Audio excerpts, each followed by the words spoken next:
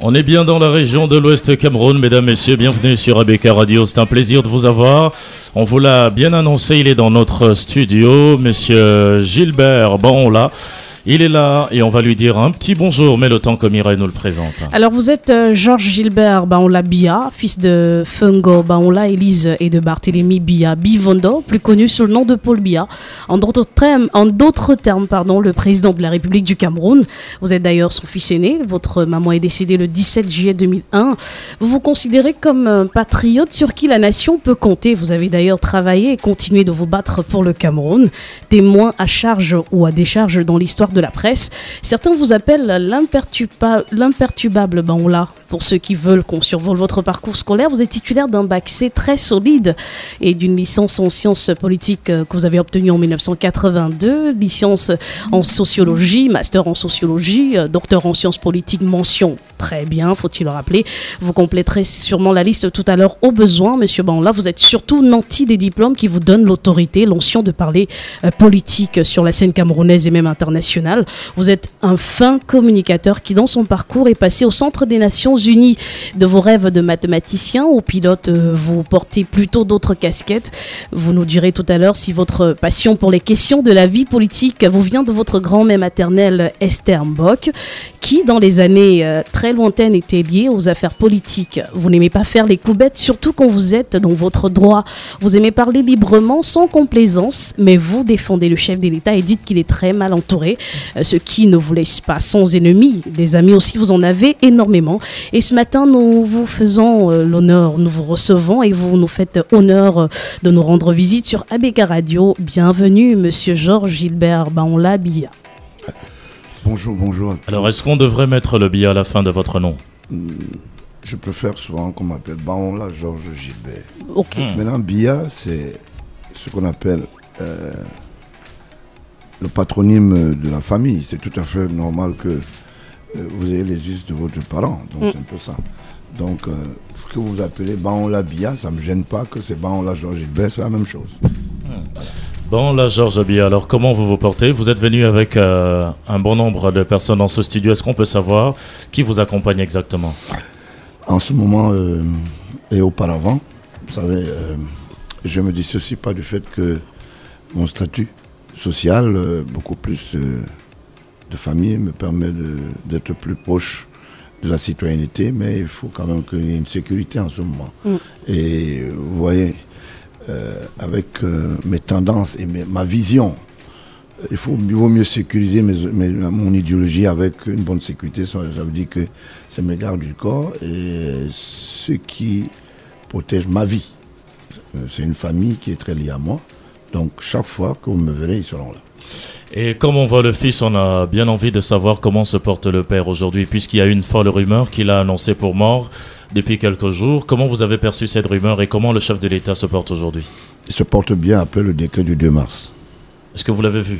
Notamment, ça veut dire que conjointement, nous nous voyons quand je peux, quand il peut. Et en ce moment-ci, l'année électorale est très au parfum. Et puis, je crois qu'il est très pris, au même titre que moi. Sauf qu'avant qu'il ne meure, moi, j'étais déjà présumé être mort par je crois qu'en faisant une traçabilité, c'était un citoyen de l'Afrique de l'Ouest qui a annoncé ma mort. Et 3 jours plus tard, il était mort. Sauf que nous sommes vivants. Voilà. Et la dernière fois que vous l'avez vu, c'était quand? Je ne peux pas vous dire tous les jours. Avant que je ne sois ici à Douala, je l'ai vu. Donc, c'est pas un problème. Alors, vous avez dit qu'il se porte relativement bien après le décret du 2 mars. Et il y en a qui ont considéré ce décret du 2 mars, notamment le remaniement ou alors le réaménagement du gouvernement, comme un non-événement. Parce que, disent-ils, le président n'a fait que positionner ses amis en cette année électorale, M. Baonla. L'habitude en politique doit être quelque chose de conséquent. Monsieur Bia, en tant qu'entité politique, chef de l'État, président de la République, est tenu au résultat. S'il a des amis qu'il met dans le gouvernement, ou bien qu'il veut, qu'il copte tout le temps par rapport aux nominations, ça veut dire qu'il attend un résultat. Maintenant, si vous avez des amis qui ne respectent pas votre cahier de charge, ça veut dire qu'ils ne veulent pas que vous puissiez, d'une manière optimale, mener à bien la politique de votre pays. je pense que ce n'est pas un problème d'amis, c'est un problème de choix. Et M. Biya, en tant qu'entité politique et administrateur, parce qu'il a fait l'administration et la grande administration pendant très longtemps, je crois qu'a donné à toutes les couches, pour ne pas dire à tout profil de compétences, la chance d'être aux affaires.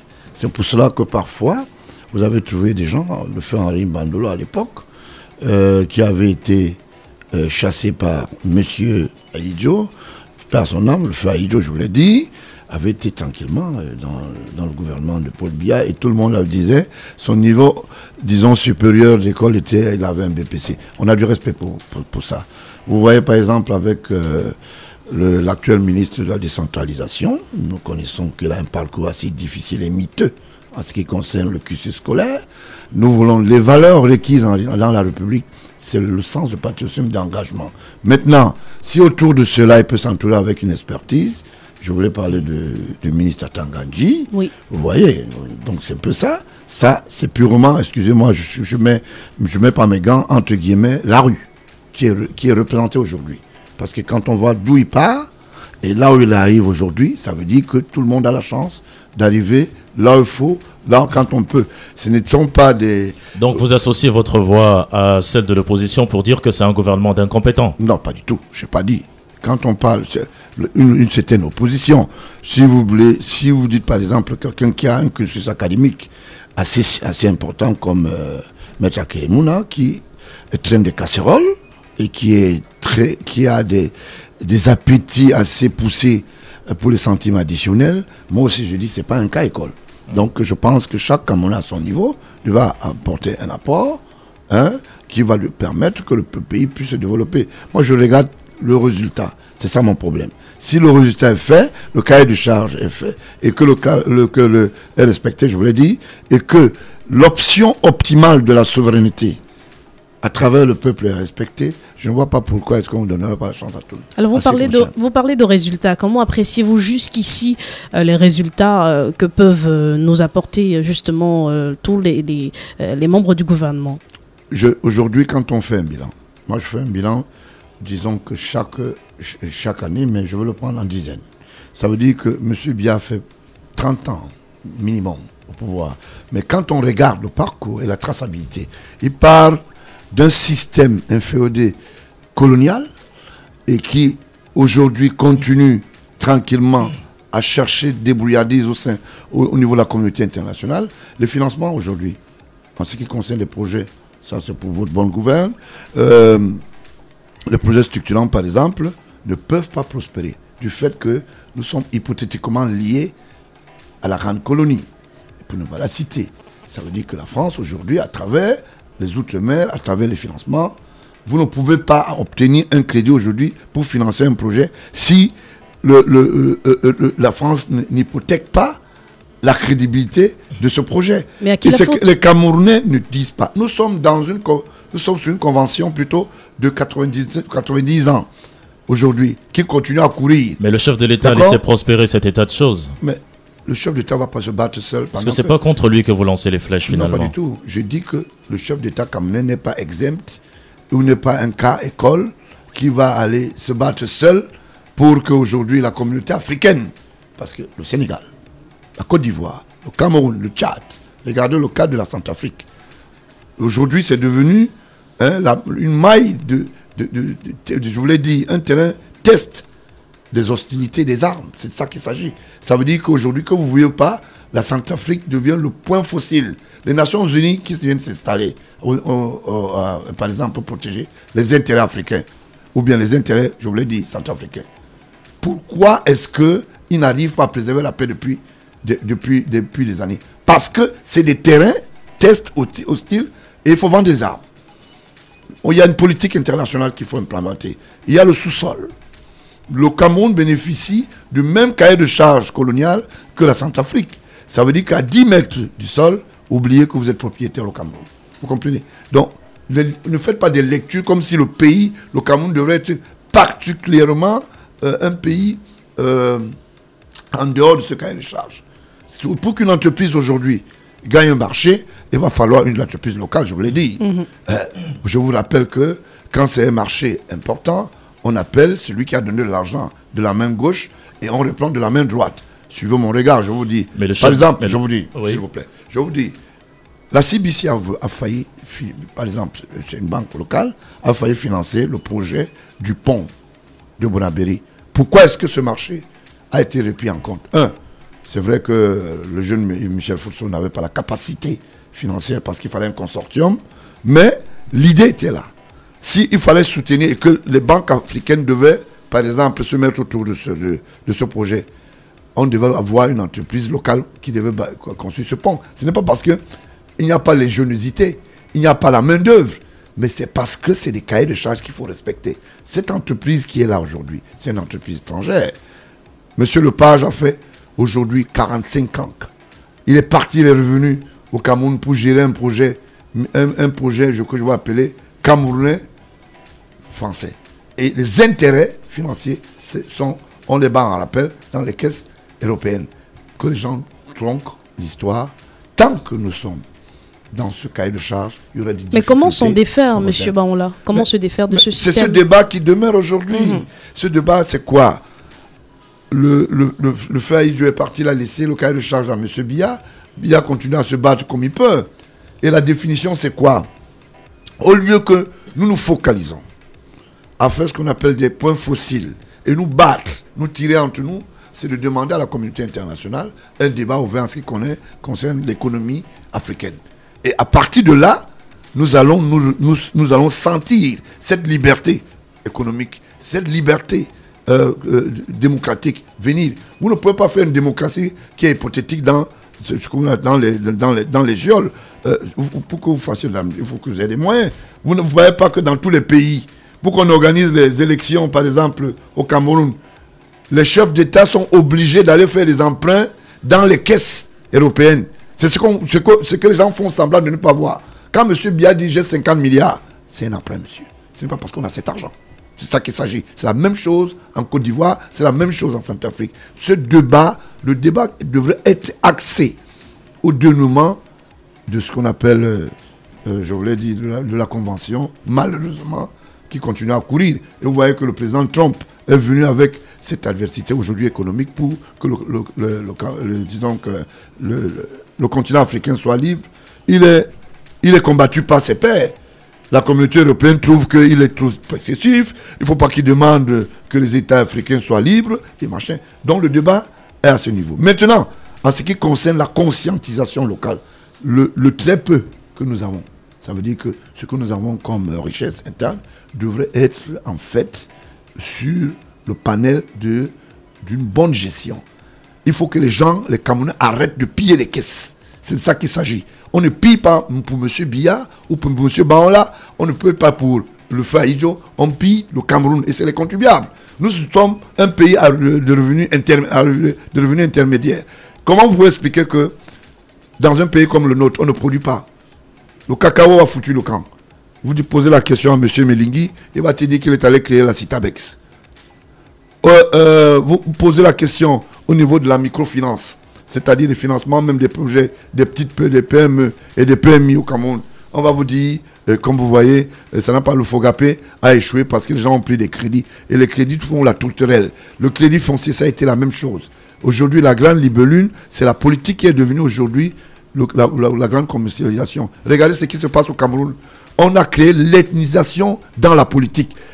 C'est honteux à l'ère 21e siècle que les gens s'asseyent à la télévision et se mettent à s'émietter un pays pour dire moi j'appartiens à telle région, je dois avoir 10 postes.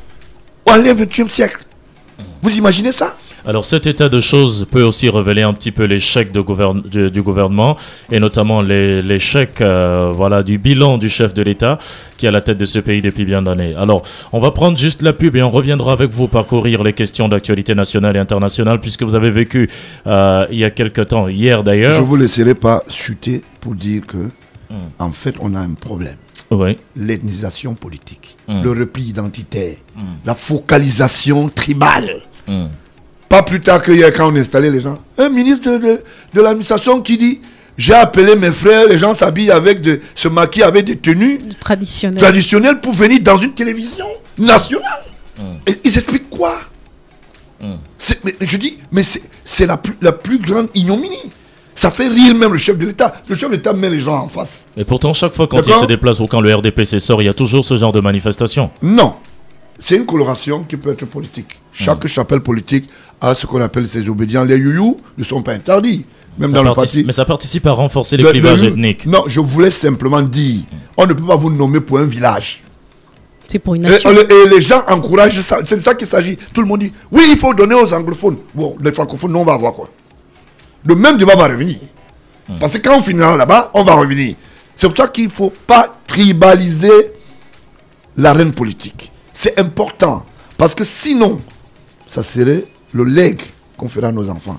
Et le pays va continuer, il va être pérennisé. C'est comme si on sortait de la colonisation et on a choisi quelques élus, les gens s'asseyent et quelqu'un va à la télévision. J'ai regardé un autre journaliste, que je ne vais pas donner son nom pour lui faire un peu de publicité. Il dit, bon voilà, je vous dis, monsieur Atanganji peut mourir pour Paul Biya. Est-ce que c'est de ça qu'il s'agit? Paul Biya n'est pas le socle, en réalité, de la démocratie camerounaise. Il n'est pas un cimetière où les gens doivent aller mourir. Merci. Merci beaucoup. Dans tous les cas, nous allons prendre la pub sur l'antenne et vous savez qu'on devait arrêter le programme à 9h puisque l'invité oblige. Un invité suffisamment important sur notre antenne. On va parcourir toute l'actualité avec lui pour comprendre sa sagesse qui sera dévoilée sur notre antenne. A tout de suite, on va revenir. ABK Radio 89.9. Bienvenue sur notre antenne après cette belle page pub. Nous revenons parler avec notre invité qui est avec nous, le président du Parti républicain, M. Gilbert Bahorla. Vous êtes très bien installé et nous parlons des questions de politique, d'économie, enfin nous faisons le tour. Et on va dire à tous ceux qui nous suivent à l'instant, vous pouvez aller sur la page de Cheikh Hamzalek. Voilà, Cheikh Hamzalek, nous sommes justement en direct. Alors, nous parlions de ce gouvernement et nous disions que l'échec de ce qui est constaté, le bilan que vous faisiez, qui était un mauvais bilan, portait juste la responsabilité du chef de l'État. Je voulais dire un bilan mitigé. Mauvais bilan, ça veut dire que nous ne vivons plus, nous, on n'a plus droit à la vie. Donc, un bilan mitigé, ça veut dire qu'il y a ce qui est bien fait, ce qui est mal fait. Donc, si c'est pas mauvais de trouver que le premier gouvernement africain et le best-seller sort de ce que M. Biya, en tant que magistrat debout, a pu quand même mettre en place ou joindre les mots aux actes, et qu'on trouve le Premier ministre et tout un parterre ministériel dans nos prisons, parce qu'on leur reproche un certain nombre de choses, quoi. Mais donc, vous avez semblé nous dire tout à l'heure que c'est la rue qui dirige un peu le pays, quand vous disiez que Paul Atanganji, qui est parti. La rue aussi. Voilà, la rue aussi dirige le pays. Donc ça veut dire que, qu'on ne dise pas demain qu'il n'y a pas eu les enfants de la rue aussi dans le gouvernement. Parce que Paul Atanganji représente un des enfants de la rue. Voilà. Alors c'est déjà pour préparer les Camerounais aux éventuels gros échecs qui vont venir. Non, c'est pas de ça que je dis. C'est pas parce que je les sous-estime, je dis que c'est un problème de responsabilité. Maintenant, si, comme il est le représentant des enfants de la rue, et qu'il va omettre que ces enfants ont ce qu'on appelle une vision de développement, et que ces enfants sont respectables parce qu'on peut les intégrer à tout moment dans ce qu'on appelle le système, c'est-à-dire de boostage. Ça veut dire simplement que on n'a pas compris. C'est pour ça que quand je dis il représente, c'est lui qui dit qu'il est sorti de la rue. Et c'est lui qu'après vérification, on a su qu'il est sorti de là et on a accepté avec beaucoup de modicité on a accepté avec beaucoup de modicité le fait qu'il puisse être aujourd'hui aux affaires. Mais est-ce qu'il le mérite au moins d'être à cette place? Oui, monsieur. C'est une très grande malchance pour le Cameroun. Pour le Tanganji? Oui. C'est même à la limite même ténébreux. Vous comprenez? Parce que c'est tout droit sur le mur. Le ministère aura 3 volets. Le volet de la Fémania, ça veut dire que ceux qui savent de quoi, on va commencer avec des histoires piteuses de faux marchés. Et ça, nous allons nous organiser, nous autres, à surveiller. La deuxième chose, tout document qui sera signé là-bas, il ne faudra pas que Atanganji crée un bureau à part où il vend soit les autorisations d'armes, soit il vend certaines autorisations qui sont dans son cahier de charge et il vous dit, en tant que ministre, je ne connais pas l'histoire là, alors que le soir il perçoit les perdièmes. C'est de ça qu'il s'agit. La troisième chose, vous n'avez pas vu quand il a été nommé, ses petits amis qui sont arrivés. Il fallait regarder à la télé qui était chez lui. C'était pas des fumeurs de chanvre quand même. Non, il y a même des anciens journalistes à l'intérieur. Je ne veux pas se donner les noms. On se regarde, tout simplement, non? Alors, est-ce que vous n'êtes pas en train de décrire un petit peu le manque de clairvoyance et de discernement de celui que vous appelez votre père? Le père est tenu au cahier de charge de la rationalité que vous appelez souvent la redistribution des Équilibre régional. équilibres régionaux, voilà. Au point de plomber le pays? Non, pas du tout. On ne plombe pas le pays en choisissant un Camerounais. Tout le monde peut. Et quand vous regardez le débat aujourd'hui dans la scène, vous allez voir que tout Camerounais pense qu'il peut être chef de l'État. J'ai suivi un truc ici, 11 millions de voix réunies, on va étudier. Je ne veux pas citer Avec cela. Cabral Libi, ouais. Moi, je ne veux pas citer ce genre. C'est mon fils. Je veux vraiment qu'on pense. Aujourd'hui, c'est 49 ans au SDF. On dit Joshua. A-t-il été dans l'arène politique et a-t-il l'expertise? Je vous fais fi. Après, on vous dit, un avocat part de l'avocature. Il s'appelle Akere Mouna. Il n'a pas pu gérer un hôtel Atlantique. À l'époque, j'avais une édition, le démenti. On a dénoncé plusieurs fois ces affres à travers Atlantic Beach. Il n'a jamais réparé cela. Ça ne dit rien à personne. Mais on a une double nationalité. On ne respecte pas le cahier de charge des prochaines élections. Ça ne dit rien à personne. À la veille, on vous dit, voilà vos 2 passeports. On dit non, c'est parce que l'autre, on ne veut pas qu'il puisse concourir. C'est ça aussi le Cameroun. Regardez tout le système qui a été mis en place. Monsieur Biya a donné la chance au moins équilibré moralement d'entrer même dans son système administratif. Je le dis et j'assume.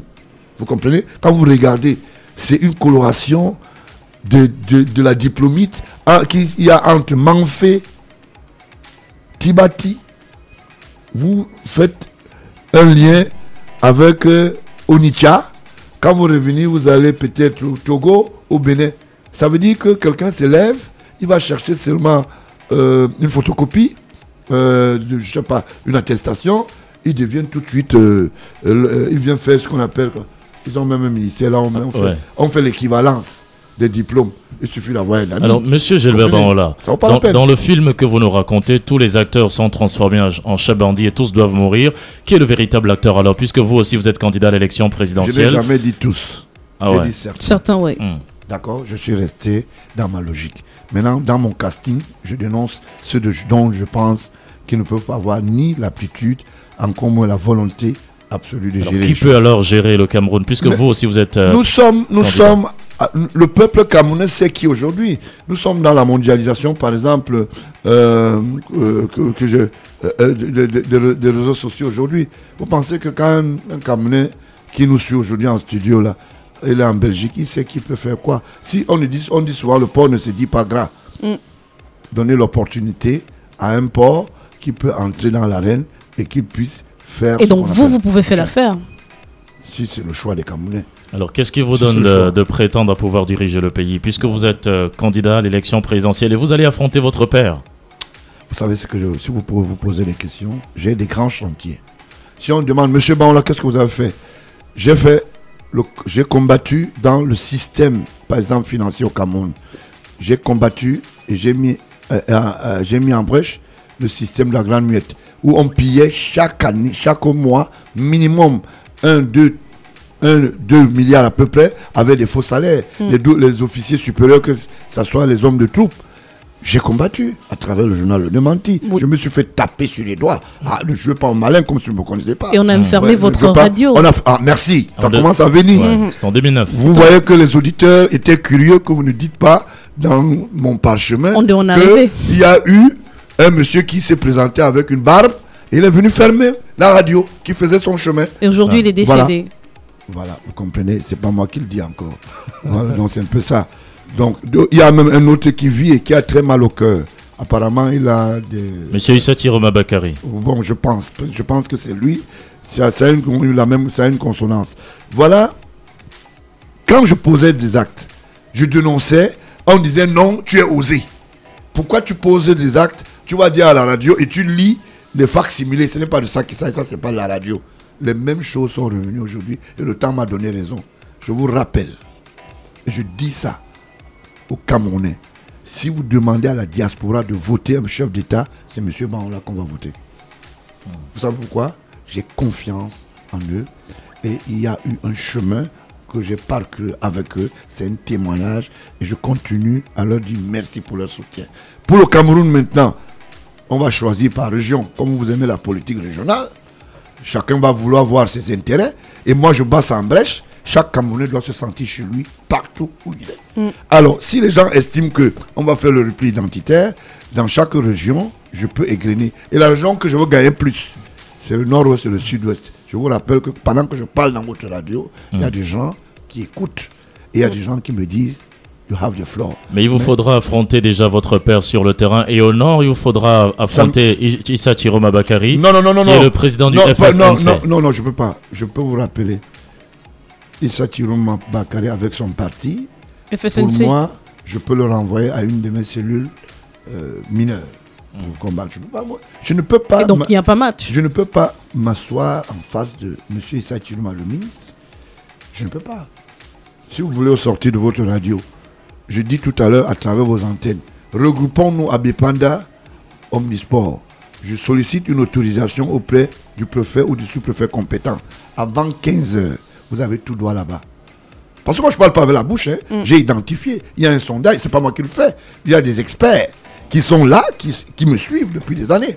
Donc, maintenant que je suis en harmonie avec le militantisme d'ouverture et d'esprit, venez dire à un micro que M. Biya a nommé un monsieur comme Atanganji, c'est dangereux. On ne le disait pas il y a longtemps. Et j'ai pris le courage de le dire que c'est pas bon. Aujourd'hui, vous avez vu qu'on a reconduit par exemple Niat, qui nous doit 208 hectares du côté de Balengou. Vous imaginez ça? Il nous doit 208 hectares. Monsieur Kavaï nous doit beaucoup d'argent à travers ils ont été réélus. C'est quoi l'histoire des 208 hectares? 208 hectares, c'est le terrain de l'État. C'est le domaine de l'État. C'est la Maïtu qui avait domicilié ça, là-bas. Et monsieur en a fait une propriété privée. Aujourd'hui, je vous rappelle, à Douala, monsieur Niat a des problèmes de terrain. Allez à Bonabéry, au tribunal, vous allez fouiller les dossiers. Ils discutent les dossiers, ils discutent le terrain plus que les lentilles. Je voulais dire ceux qui les autochtones. Les autochtones. Comment Niat peut venir dire qu'il a des hectares de terrain à Douala, alors que le chef Sawa, même le premier chef Douala, ne peut pas dire que j'ai ce qu'on appelle des hectares de terrain. C'est des choses inimaginables. Vous comprenez? Mais ils ont toute la confiance du chef de l'État. Ils n'ont pas la confiance du chef de l'État. Il a été investi par ses pairs. Il a été reconduit. Vous pensez que quand Kamensur, qui est la société d'assurance, qui appartient à Kavaï, Yeye ou Yege, je ne sais pas comment il s'appelle. Yeye ou Yege? Yege. Bon, Yege. Je ferai des efforts pour mieux le prononcer. Yege. Bon, Yege. Kavaïe, Yege Djibril. Kavaïe. Bon, ok. Bon, je reste Djibril. dans Kavaï, Ouais. si vous voulez. D'accord, ok. Maintenant, quand on se pose des questions, que Kamensur qui assure l'Assemblée chaque année, il y a le budget d'assurance sinistre. L'incendie qu'il y a eu là, est-ce que vous savez que il y a un aller-retour de l'argent? Ça veut dire quoi? On assure l'immeuble de l'Assemblée. Comme il y a sinistre, Kamensur va faire un semblant de rembourser à travers quoi? La COSAC. La COSAC, c'est une entité qui couvre ce qu'on appelle le cahier de charge des sociétés d'assurance. Vous comprenez? Voilà la réalité. Ils mangent, ils s'essuient la bouche, ils ne disent rien à personne. La seule chose qu'ils ne savent pas, monsieur Biya, en tant que leur patron, allez en Vomeka, vous ne trouverez pas ce qu'ils font dans leur village. Bon, ils ne savent pas qu'il y a un bilan. Il y a un bilan qui y aura. Les Camerounais vont solliciter le bilan. Ils vont dire, bon, ok, on va sur le terrain, on fait les descentes sur le terrain, on va aller voir qui a fait quoi. Ils vont cacher ces immeubles. Si un président de l'Assemblée peut détourner jusqu'au puits d'eau, ça veut dire qu'il met ça dans son sarré. Et que son gendarme aille toucher de l'argent indûment au ministère des Finances, parce que ça coûte 38 millions. GFOR, qui est une entreprise sans publicité, qui est spécialisée dans le domaine, se retrouve avec une histoire où on va piocher plutôt, on va avec les pelles pour aller faire le puits, alors que c'est une domiciliation de l'État vers ce qu'on appelle la collectivité sociale de ce village. Vous comprenez? On ne peut pas continuer à fonctionner comme ça. Il y a quelqu'un qui, en face de l'hôpital général, un jour, il a construit Et il a mis l'angle de sa maison dans la rue. Quand on lui a posé la question, il dit, je suis le général Mambo. Faites attention, hein. Sinon, j'amène toute ma cargaison de gendarmerie. C'est parce qu'il là où il a voyagé, il est parti aussi avec des meubles. Et le ministre de la ville, je voulais dire le délégué de la communauté urbaine, a choisi de venir casser. Il y a des hommes d'affaires qui sont allés s'accrocher sur les pelles mécaniques à Bastos. Il y a un monsieur qui, c'est Diega, je ne sais pas comment on l'appelle. Vous l'appelez si j'ai parlé. Il s'est accroché. Diega Palace. Il fête Jean-Claude. Et il s'est accroché sur la pelle mécanique. Il dit, je vous dis, et je suis sérieux. C'est mon terrain. Quand le gars a fait l'appel 2 fois, il est tombé, on lui a dit non, tu ne peux pas. À l'époque, son parrain, c'était René Sadi qui était secrétaire général. Et Sadi l'a appelé pour lui dire, petit, viens, on peut recommencer. On va et on recommence. Vous ne pouvez pas être avec des gens comme Sadi René. Il a créé une entité financière au nom de l'escroquerie internationale, Cousin, qui est gérée par son beau-frère, qui est aujourd'hui dans les balades du côté de la Centrafrique. Il cherche fortune. Le mari de Angèle, pour que je vous indique, c'est sa petite sœur. Il s'est retrouvé carrément en train de stocker de l'argent aux boutiquiers, aux grands espaces commerciaux. Et ils ont implanté un décor avec un bureau à Bastos. Tout le monde venait s'inifler là-bas. C'est ça le pays. Et c'est de ça qu'il s'agit. Je dis non, il faut que les gens arrêtent de penser que, comme ils sont dans un système, ils vont utiliser les armes, le sceau de l'État, les armoiries pour détruire les citoyens. C'est fini. Quand je criais seul, tout le communauté crie maintenant. Quand vous sortez sur cette radio, je vais trouver des jeunes qui vont dire vraiment c'est bon. Ils vont applaudir parce qu'avant, mon discours là était un discours terroriste. Aujourd'hui, il est de très bon discours parce que les gens sont victimes de ce que j'ai dénoncé.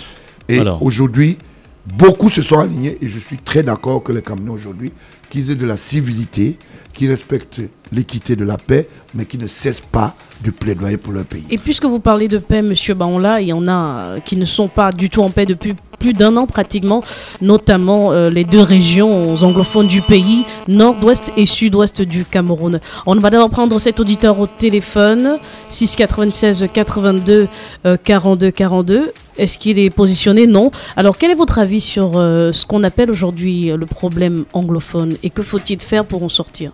Je pense qu'il n'y a pas un problème anglophone. Il y a un problème de réajustement structurel. Les problèmes qu'il y a à Boya, on les trouve en Vomeka. Les problèmes qu'il y a à Baminda, on les trouve en Konsamba. Il y a des problèmes de structuration, il y a un problème domanial, il y a un problème, par exemple, d'intégration. C'est normal qu'aujourd'hui, là-bas, qu'ils disent oui, nous avons besoin de ceci parce que nous sommes dans la carte camerounaise, nous sommes des Camerounais. Et entre-temps, les gens meurent. Mais ceux qui choisissent d'aller combattre avec ceux qui ont les armes, les institutions ne sont pas souples. Si vous vous levez tout de suite, vous barrez 7 ou 5 minutes, la soldatex va arriver là. On va dire, mais qui a osé? Le citoyen est tenu de respecter la loi. Mais comment vous appréciez toute la barbarie qui est manifestée dans ces différentes zones anglophones? La barbarie qui vient de qui? Qui vient, que ce soit des forces de l'ordre, que ce soit des sécessionnistes. Oui, mais si vous pensez que c'est de la barbarie, moi je pense que c'est des foyers d'hostilité qui sont animés par certains Camerounais. Et je voulais dire bonjour au général Elokobi, dont j'ai toujours été très ravi qu'il soit très proche de ses amis d'hier. C'est pour cela qu'on l'a renvoyé à aller arranger les mêmes problèmes que lui-même l'a créé. Monsieur Gilbert Baonla, puisque vous semblez bien être au cœur des secrets de ce pays, où il se trouve actuellement Ayouk Tabé et ses différents amis? Ayouk Tabé répond de ses actes. Il n'est pas mort. Maintenant qu'il répond de ses actes, il n'est pas dans les chambres secrètes. Il est sous main de justice. Et il est en train de répondre. Quand vous êtes sous main de justice, vous êtes privé de liberté. Et c'est pour ça qu'il y a des maisons d'incarcération. Et quand vous êtes privé de liberté, vous ne pouvez pas circuler comme vous et moi. Donc vous n'attendez pas Ayouk Tabé pendant une période en train de traverser devant que votre radio. C'est pas possible. Maintenant, quand il va réintégrer le système et que la loi sera dite et qu'on trouve peut-être qu'il n'est pas coupable ou il est coupable, il va répondre. Mais avez-vous quand même vent de ce que lors de sa toute première interrogation, il avait dit qu'il ne parlerait qu'en présence du chef de l'État parce qu'il y a des secrets qu'il voudrait lui révéler? Quel secret? Le secret de Femania? Il nous avait été dit qu'il y avait des ministres derrière cette histoire de crise anglophone. C'est bien de dire que tel ministre est la porte de la preuve. Moi, je ne suis pas d'accord avec les histoires de chantage. C'est le cahier de charge d'Atangandji. La manipulation. Depuis qu'Atangandji est arrivé dans le système, les premiers tracts, c'est lui qui les a trouvés dans le Nord.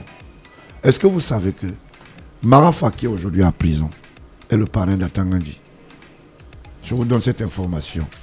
Si vous ne savez pas, elle est bonne. Le commissaire, le particulier de Marafa, qui a été très proche d'Atangandji, organisait même des réunions chez Atangandji au lieu dit Bastos. L'argent payé pour ce loyer, parce que le Highland Corporation Bank, qui était investi de beaucoup de fissures financières, ne pouvait pas payer le cahier de charge. Quand on a mis Atangandji dehors, qui a payé la première facture? C'est M. Marafa, avant son arrestation. Je vous rappelle, quand Marafa est arrivé au Minat, le même jour on l'a nommé, M.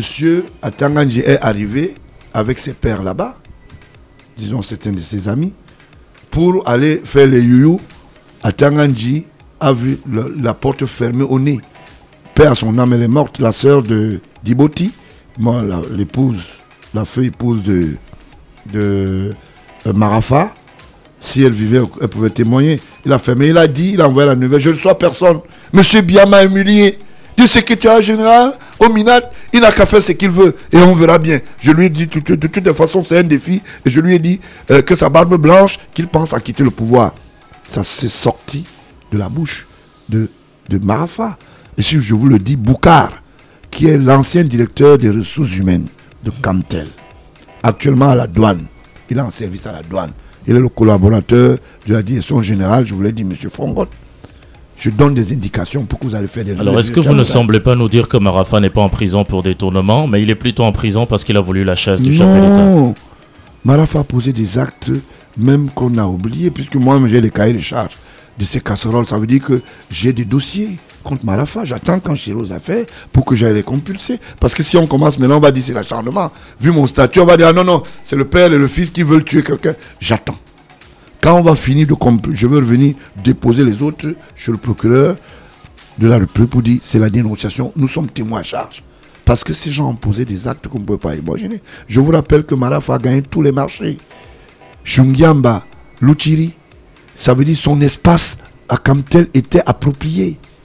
S'il y avait un investissement de 8 milliards de budget, Marafa en avait. Marafa a bénéficié du patrimoine étatique avant qu'il n'aille en prison. Nkoto est arrivé, il a distribué des maisons à quelqu'un. Donc quand je prononce le nom tout le temps, on dit, voilà, c'est pour ça que parfois quand vous adoptez des enfants, tenez compte. On a donné une maison à quelqu'un qui s'appelle Frambia. On a donné une maison à Marafa. On a donné à M. Minkandi. On a donné à tel. Aujourd'hui, c'est le chef de l'État qui a frappé la main après dénonciation d'un membre du conseil d'administration de Camtel qu'on restitue ces maisons. Vous avez les moyens de recouper tout ce que je dis. On ne peut pas continuer comme ça. C'est impossible. Et vous parliez de Nkoto tout à l'heure. Il est d'ailleurs interdit de quitter le territoire camerounais puisque on l'accuse de détournement avec quelques 5 de ses pairs. Mais ce que vous pensez, c'est ce que le démenti a écrit il y a longtemps. Ce monsieur est arrivé, il a un statut requis scientifique d'informaticien. Il a été le très proche collaborateur de Ndiamba, qui l'a foutu à la porte. Parce que même le matériel consommable, il avait maille à partir avec. Dès qu'il voyait une rame de papier, ça disparaissait. Et quand il est reparti à la CNPS, monsieur, je vous l'ai dit, monsieur le DG Moutazé avait des problèmes. Quand il y avait de la livraison, il était obligé de venir se tenir et compter lui-même les bics et les feuilles. Que non, cette fois-ci, laisse-nous quand même une quantité, tu ne peux plus continuer comme ça. Il avait créé même des boutiques au quartier. Vous comprenez? Donc c'est comme ça. C'est lui qui a commencé avec l'osmose du trafic des téléboutiques. Les téléboutiques ont disparu. Pourquoi? Parce qu'ils ont commencé à vendre les unités sur la plateforme. Il y a une jeune fille anglophone. Maintenant, je prends l'anglophonie. Oui. J'ai des documents où elle détournait les unités, vendait même dans les ambassades de Camtel. Vous comprenez? C'est un système qu'ils ont mis en place pour spolier les biens de l'État. Vous imaginez les remboursements à travers les voies hertziennes, SFR, parce que Orange, quand nous faisons nos communications, on a des compensations de caisse et de trésorerie. Nkoto en a fait une propriété privée.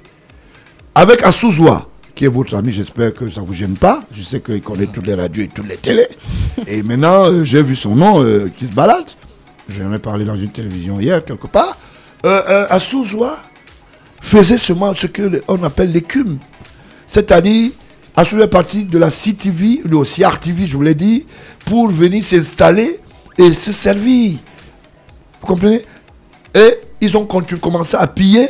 Il a même créé une société de téléphonie avec certains Chinois qui étaient installés dans l'immeuble ou bien dans l'ancien immeuble de la SCB qui est devenue SCBCL aujourd'hui à Yaoundé.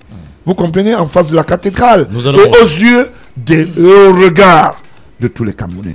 Et tout le monde dit, on est fort quand on pille, on arrache. On ne peut plus continuer comme ça. C'est impossible. Si je n'aurais pas crié dans ce pays, regardez la démence que les Camerounais ont aujourd'hui. Vous regardez les comportements des gens. Quelqu'un vient spolier le terrain de l'État. 99% des hommes d'affaires à Douala sont assis sur les biens de l'État.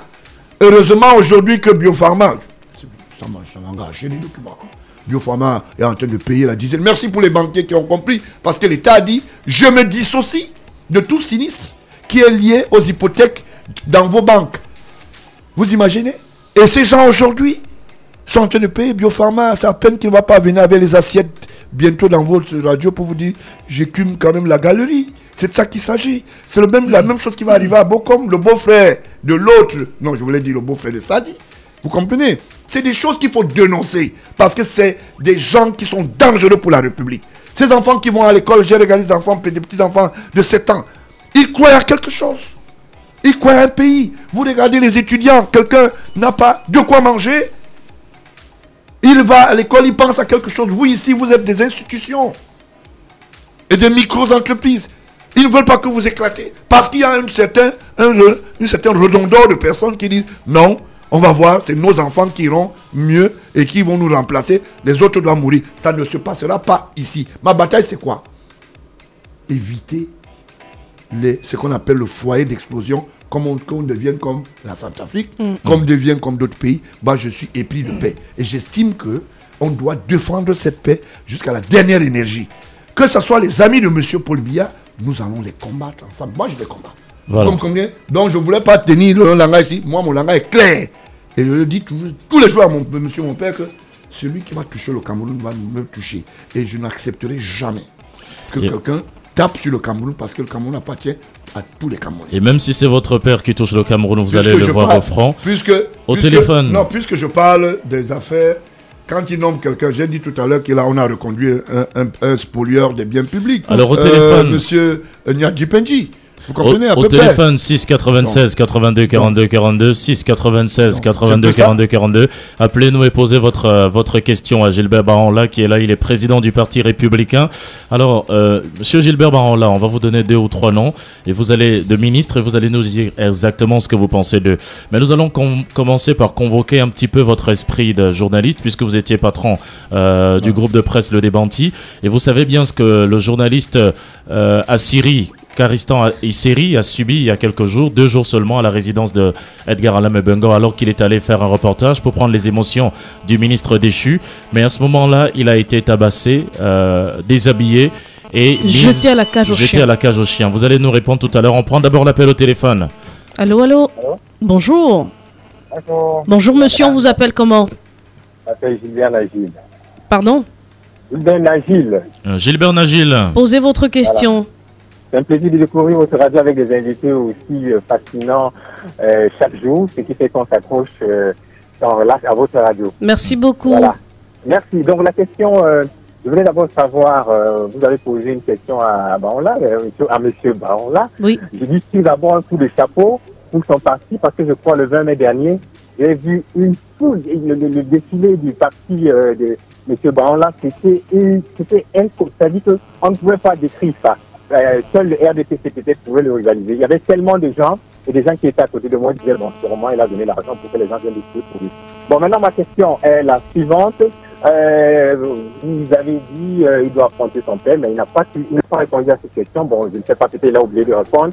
Comment se sent-il quand il va l'affronter donc? Et puis ensuite, quand il parle de Fambia, il l'appelle sur d'un autre genre. Il a par exemple dit quelqu'un qui s'appelle. Et une fois dans une télévision, il a même dit que ce n'était pas épousée par le fils de M. Paul Biya. Ouais. Bon, d'où tire-t-il ce courage-là? Et voilà, et je souhaiterais qu'il ait un programme où il va intervenir régulièrement dans votre radio, parce que à Yaoundé, une fois j'étais, il intervenait régulièrement dans une radio, je sais pas si ici. Donc je souhaiterais qu'à Douala ce soit pareil, où donc, chaque fois on aura l'occasion de l'écouter, parce qu'il dit certaines choses où que n'importe qui ne peut pas dire. Voilà. Merci beaucoup. Alors, Monsieur Ban, là, Gilbert, voilà l'auditeur qui vous sollicite. Il souhaiterait que vous soyez là un petit peu tout le temps avec nous et qu'on puisse vous prendre par téléphone et que vous soyez là un petit peu tout le temps. Donc voilà, c'est la voix du peuple et c'est aussi la voix de Dieu.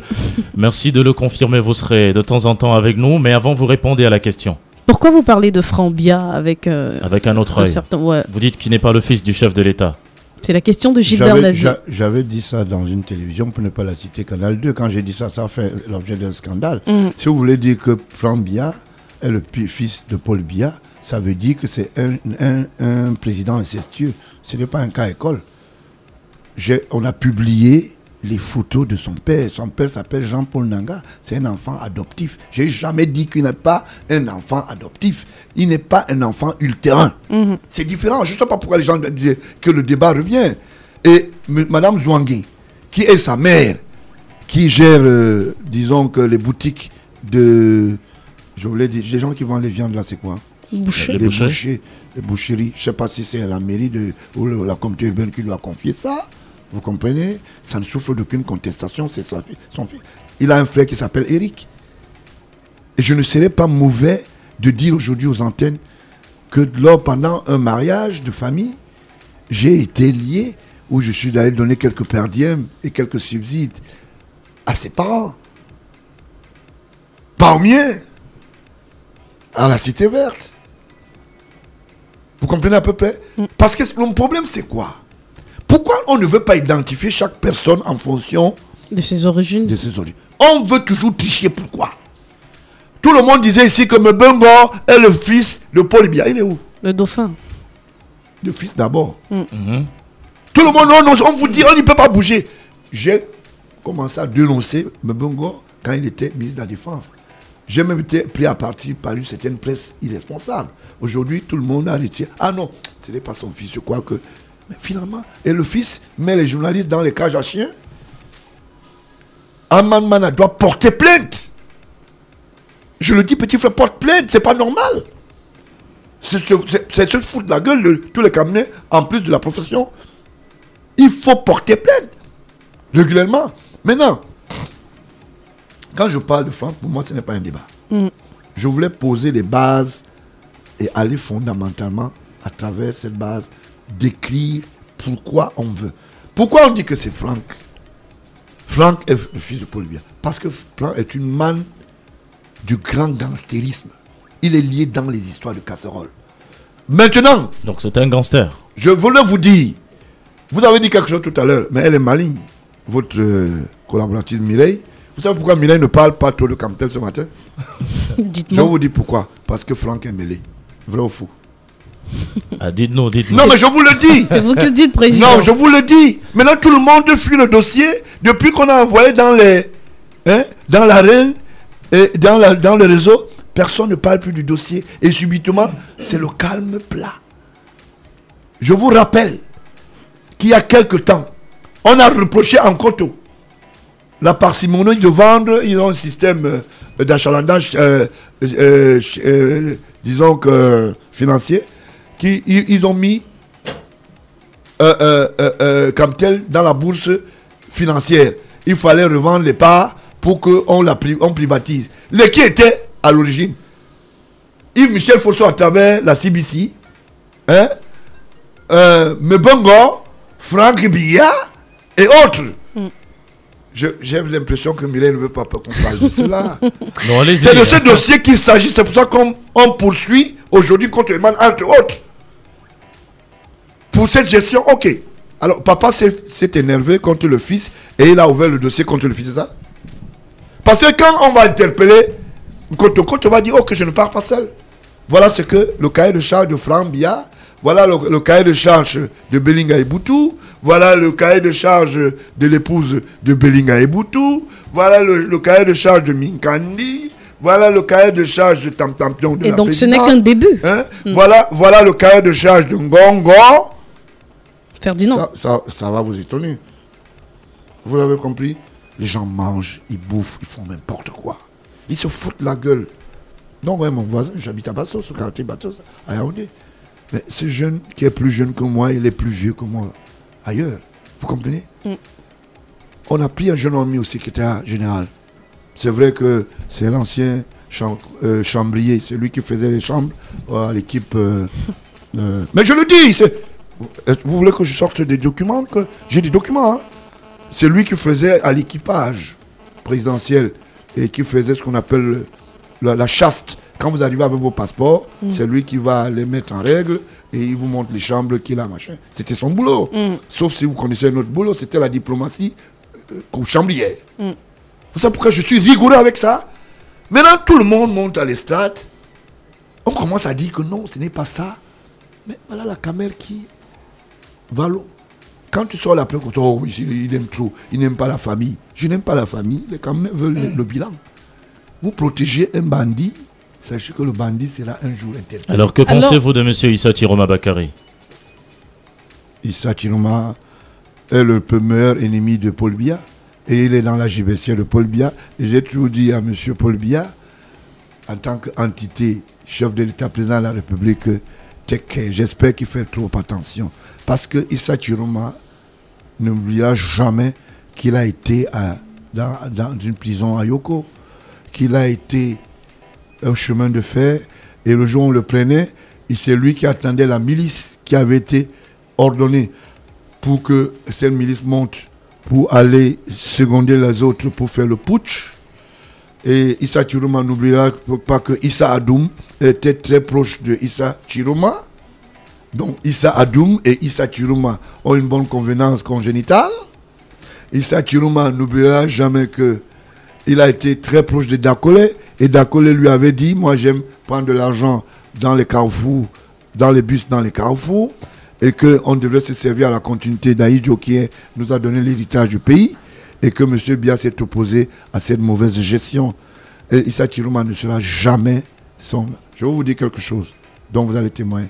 C'est ma radio que Issa Chiroma a vu qu'il devait venir fermer. Il y a combien de radios ici dehors qui n'ont même pas la paperasse? Vous comprenez que la bataille même est bien rangée. Ça veut dire que bon, ok, on va commencer à régler les comptes même à son fils. Alors, l'auditeur a posé la question tout à l'heure. Vous allez affronter le président de la République, Paul Biya, à cette élection. Le président sortant, oui. Vraiment, le président sortant à l'élection présidentielle de cette année. Comment vous sentez-vous, Gilbert? Nazi veut savoir. Nous voulons donner un cas de démocratie, un cas école. Parce que quand je fais, ça c'est même une très bonne chose. Et j'estime qu'en Afrique, ils vont prendre ça pour une leçon. Savoir dire qu'on peut, même dans la même maison, avoir des différentes idées, mais pourvu qu'on protège l'intérêt général. Et c'est de ça qu'il s'agit. Je sollicite à travers votre institution de communication ici que ça soit aujourd'hui un candidat, que ce ne soit pas Biya, que ce soit un autre, il faut que chaque candidat vienne soutenir son projet de société. Parce que les gens qui viennent et nous disent allez voter, vraiment c'est de la tricherie. Que tu viennes dire voilà, je pense que sur le plan portuaire, voici ce que je veux ramener. Sur le plan économique, voici ce que je veux ramener. Sur le plan de la sécurité. Voici ce que je veux ramener. Je crois que ça serait mieux. Mais si les gens vont encore rester derrière pour dire bon ok, on peut voter et puis à 14h ou après 3 semaines, on va nous donner les résultats. Le Cameroun aura échoué encore une fois la démocratie. Il faut une démocratie vers la pondération, vers la globalisation. C'est de ça qu'il s'agit. Et le cahier de charge du renouveau l'a défini. Je veux bien que les gens le respectent. Je me suis approprié de tout le reste des pages que le RDPC n'a pas pu utiliser. Et je dit, bon, pourquoi pas le Parti républicain avec d'autres méandres politiques. Je me suis associé et je me suis dit, je fais un casting. C'est de ça qu'il s'agit. Mais sachez que le Cameroun ratera le coach. Une fois, si jamais un candidat va venir s'asseoir et dire j'ai été voté sans qu'il ne défende son projet social. Et vous nous avez clairement dit ce soir, sans livrer vos intentions, le président de la République doit se reposer, donc il ne faut plus parler de lui puisqu'il est candidat sortant. Et il devrait se reposer puisque pour un homme de 83, 84 ans... 85. Voilà, c'est pénible de penser encore. Alors que pensez-vous justement de toutes les manifestations qui se déroulent un petit peu, les motions de soutien que l'on recueille à travers le triangle national pour inviter le chef de l'État à se représenter? Vraiment, même si quelqu'un a 102 ans et qu'il dit qu'il est apte, c'est au Camerounais de choisir le prochain président. Si vous estimez que M. Biya ne doit pas se présenter par rapport à son âge, je dis, si la loi l'autorise, laissez. Maintenant, c'est le peuple qui sanctionne. Si vous trouvez qu'il n'est pas à la bonne place, vous dites, ok, nous ne voulons pas celui-là. Si vous dites que ces barons-là, ne dites pas que c'est son fils, parce qu'il ne faut pas confondre les choses. Et nous sommes restés dans cette logique. J'ai créé un parti, j'ai été encouragé par l'expertise de mon père qui m'a dit, tu vas parce que tu peux. D'accord? Mais il ne m'a pas dit créer un parti pour être un spolieur public, devenir un gangster. C'est de ça qu'il s'agit. Pourquoi on refuse que c'est les urnes qui soient la sanction? Il faut que ce soit les urnes. Pourquoi est-ce qu'on veut toujours nous dire que tel à tel âge? Bon, celui qui va se présenter à 20 ans aura 20 ans, par exemple, 30 ans, si ça l'autorise, selon la loi. Ce n'est pas qui veut, c'est qui peut, finalement. Bon, voilà, merci. Donc, ça veut dire, c'est qui veut, mais qui respecte la loi. Ce n'est pas dit qui peut. C'est comme quelqu'un l'avait dit pendant le passage du président Hollande ici. C'est pas qui peut, mais ou bien c'est qui doit, qui veut, qui veut, mais qui peut. Voilà, ce n'est pas de ça qu'il s'agit. Et aujourd'hui, l'aura électorale, vous voyez, il y a une démocratie, on a une liberté d'expression aujourd'hui, grâce à la bataille, je voulais m'incliner comme ça, à une pensée forte. Et ça me va tout droit au cœur. Puis Diao et moi, nous sommes battus. On s'est battus. Je voulais penser à Séverin Tchunke, mais il a quitté le train. Parce que la bataille de la liberté de la presse, il y a ceux qui l'ont menée et qui ont payé, même parfois par leur liberté. Aujourd'hui, le temps, quand je vois une expertise jeune comme vous avez le toupet. C'est parce que nous, on a marché sur des clous. On a accepté. On a dit, il faut la liberté. Et on vous dit merci pour cela.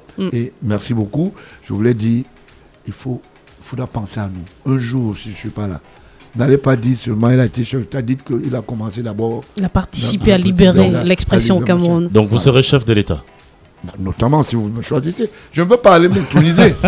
Mais est-ce que je Merci peux pas. beaucoup. Alors, rapidement, on va sortir puisqu'il nous reste juste quelques minutes. Alors, on a le ministre Edgar Alam Bengo, on a le ministre de l'eau et de l'énergie, l'ancien ministre de l'énergie Basila Tanganakuna et certains autres ministres déchus qui sont annoncés dans les bras du TCS par une certaine presse. Vous le savez. Ne cherchez pas les mots. Comment vous faites comme si vous ne savez pas? Alors, dites-nous alors. Je confirme ce que vous savez. Effectivement, à Tanakuna, Antiada a acheté sûrement 2 ou 3 jeans. Même chose pour son ami Edgar Alam Bengo. Michel Anjangouine aussi. Michel Anjangouine.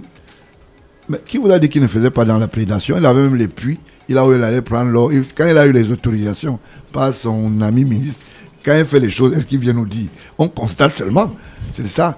Mais j'ai un client que je plaide pour lui. Il faut qu'il nous revienne. Dites-nous. Jean-Baptiste Bokam. Ouais.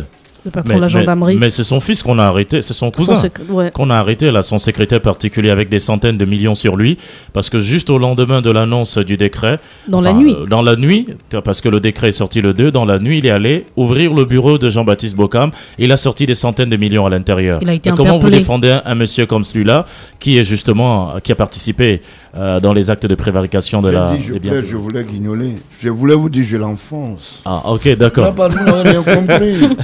Je voulais dire que je l'enfonce. Davantage. C'est mon client. Il est dans l'histoire de Kribi, avec le chef Fifi. Le port autonome. Il est à l'intérieur de cette histoire jusqu'au cou. Ils ont détourné 16 milliards. Première vague. 9 et 7 pour l'aéronautique, l'autorité. Au niveau de Bonapiso, ils ont conçu un bâtiment de poulet. Ça veut dire quand vous allez là-bas, c'est comme un hangar de poulet et on a dit que c'est 16 milliards qu'on a investi. Les terrains militaires, le domaine privé de l'État, les gens en ont fait de propriété. Et c'est pour cela que quand vous allez trouver des avocats qui aujourd'hui sont en train de détourner, vous avez Nenchon, vous avez les maîtres Makembe, qui sont assis sur le territoire, dans le bien de l'État, personne ne se plaint. Et quand on va attaquer ça, le bâtiment va dire vraiment, quelle noblesse peut-on tirer d'être un malfrat qui a détourné les biens de l'État. 32 titres fonciers et non champs. Moi qui suis ici. Et on a aussi Martin Belinga Eboutou qui était un intouchable, mais aujourd'hui aussi, à la faveur de ce réajustement ministériel, lui aussi il a été mis à la porte. Vous ne dites pas que c'est mon travail. Vous voulez m'enlever cela? Qu'est-ce que vous avez fait alors? Mais je suis le seul qui disait non. Et je chargeais souvent mes calaches. Je bombardais toujours. Je dis je ne laisse pas. Maintenant qu'il est tombé, ces réseaux qui sont étendus partout à Douala, je vois des gens, ils ont fermé les portes. Les gens disparaissent dans la ville parce que le réseau de Belinga Eboutou, c'était le chef de gang Comprador.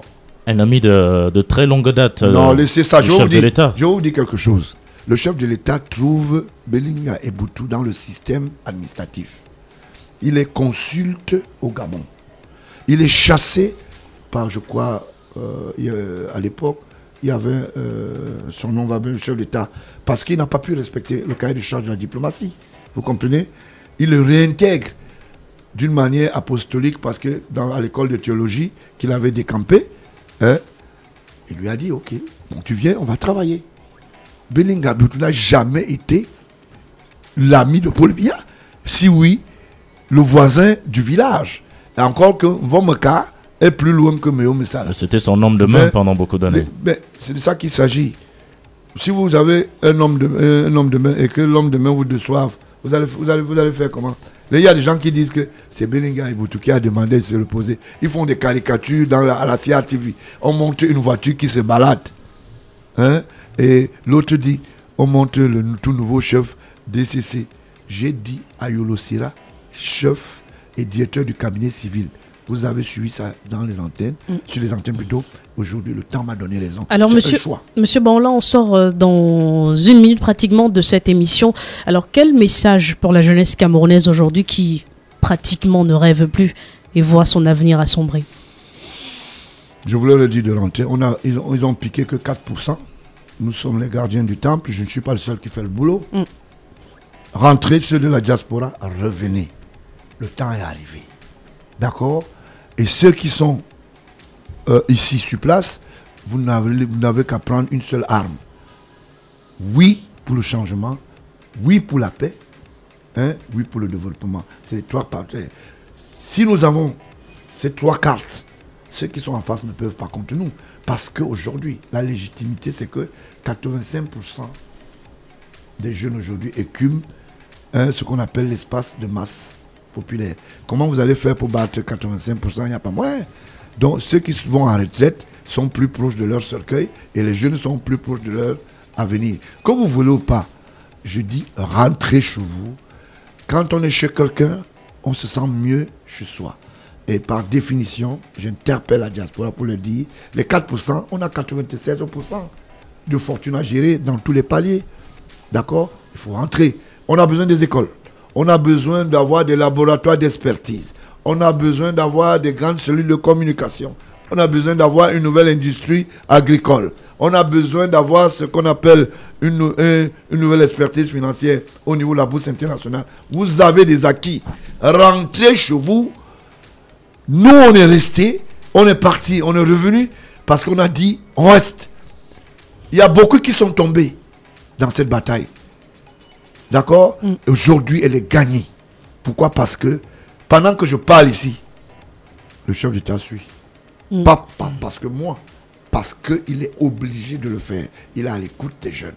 Il a dit aux jeunes, osez. On a osé. Il y a d'autres qui sont allés oser dans les caisses en mettant mal les caisses. Moi, je dis non, moi, je ne vais pas là-bas. D'accord? Il a dit aux jeunes, je vous fais confiance. Et il a interpellé les jeunes pendant le 10 février dernier pour lui dire, ça serait plus difficile. C'était pour dire quoi? Quand mon chantier de la lutte contre la corruption va reprendre le service, ne dites pas que j'ai mis Atanakuna à l'intérieur. Ne dites pas que Sokaepe ou Care Hall, géré par un certain Bekolo, pas le Bekolo en partner. En d'autres mots, on vous aura averti. On nous l'a averti. Voilà qui est dit, mesdames, messieurs. Non, oui. Non, je voulais oui, rapidement, monsieur Baron. Je cherche une maison de location pour un de mes collaborateurs. Mais je suis allé à l'immeuble Camer en face de la Légion. Quand je suis allé à l'intérieur, j'ai demandé au directeur général, l'actuel, je lui demande, monsieur, il n'y a pas d'espace? Il me dit non, il n'y a pas d'espace. Je dis pourquoi? Il me dit, mais tu sais pas que monsieur Néossi, qui est en train d'engager comme ça la direction de décortiquage des machines et de café, qui est sous l'hospice de Moutazé, l'actuel ministre des Finances est en train de dire qu'il ne peut pas partir de l'immeuble. Et je voulais remercier comme ça, pour ne pas le dire, le délégué de la communauté urbaine qui a fait son travail. Il a délivré un bulletin d'arrêt de travaux. C'est bien, parce que c'est comme ça qu'on arrête aussi les prédateurs. Voilà. Donc je cherche domicile. Comme je n'ai pas eu de logement là-bas, sachez que c'est le prochain bureau de M. Moutazé et M. Néossi. Je veux continuer à chercher domicile. Nous allons nous y employer dans tous les cas. Merci beaucoup d'être venu sur notre radio. C'est moi qui dis merci. Et puis nous vous réitérons la question de notre auditeur, ou alors le souhait de notre auditeur de venir de temps en temps justement pour parler à votre peuple, pour parler aux hommes, pour parler aux oreilles averties. Et on a peut-être ce dernier coup de fil que nous allons peut-être prendre avant de partir. Donc c'est terminé. Merci beaucoup. Et on vous dit à demain. Nous serons encore là, 7h-9h dans ABK Matin.